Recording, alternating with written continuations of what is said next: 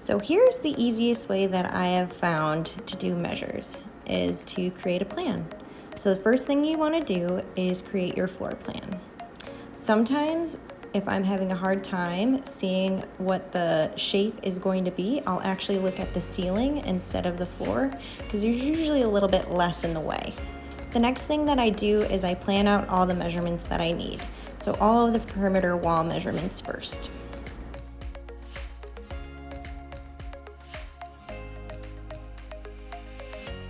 After that, I draw in my appliances, countertops, if you have an island, where the island's going to be, windows, and doors.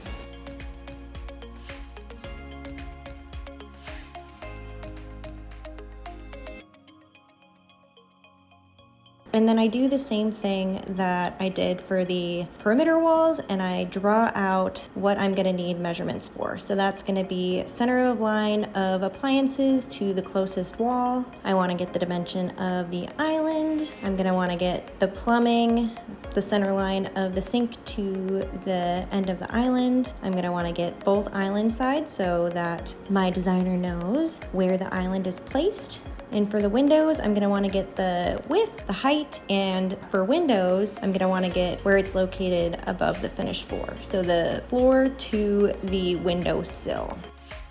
After that, I start my measure. I look at all of the things that I have already planned for myself. So that's gonna be my perimeter walls first.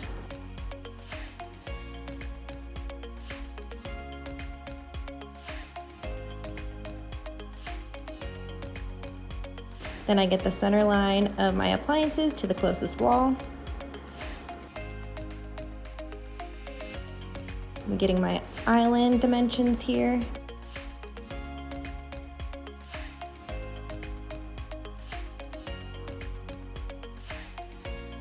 Center line of the sink to the end of the island. I want to get the island to the closest walls, just 2 of them. And then I'm measuring here the closest wall to the frame of the door. Then I get the width and the height. And lastly, for the windows, I get the closest wall to the inner frame.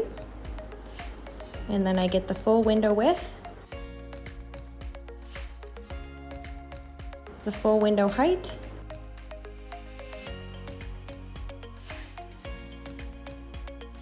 and then the floor to the sill height. All that's left is taking a quick photo of your finished floor plan with your measurements and emailing it over to your designer.